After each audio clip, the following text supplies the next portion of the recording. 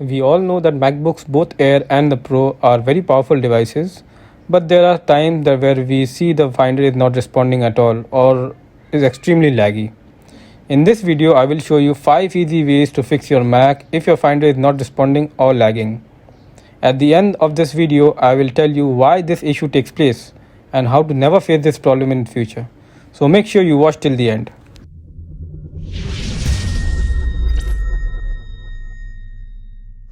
So your MacBook Finder is not working, or maybe some other function is not working. Whatever is the case, I will show you 5 ways how to fix this. Also, in the end, I will tell you what is the reason for this issue. What is the reason why 90% of the problems arise? Why mostly the Finder gets stuck, the Finder is not responding. I will tell you how to prevent this from happening in the future. The first and the easiest way, relaunch Finder. This should work if your issue is not so big, but in most of the cases this won't work.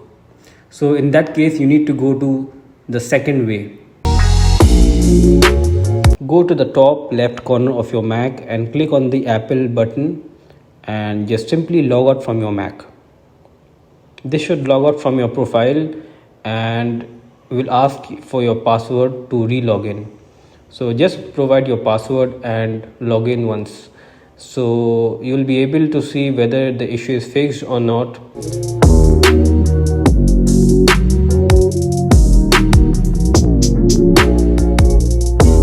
Click Launchpad and open Activity Monitor. Search for Finder and force quit the application.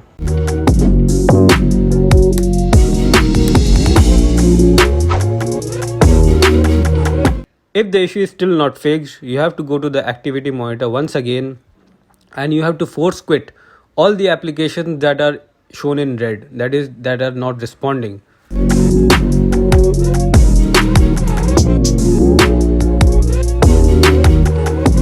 Shut down your MacBook for 5 minutes at least and your MacBook will be back to life.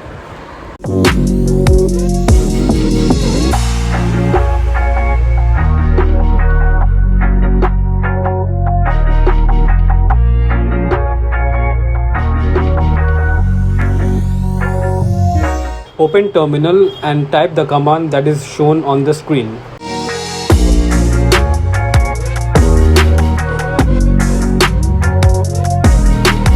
Once you have typed the command correctly, hit enter and restart your Mac.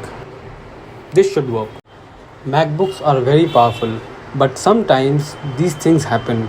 The main reason behind the Finder not being responding is your storage is less and it's almost full.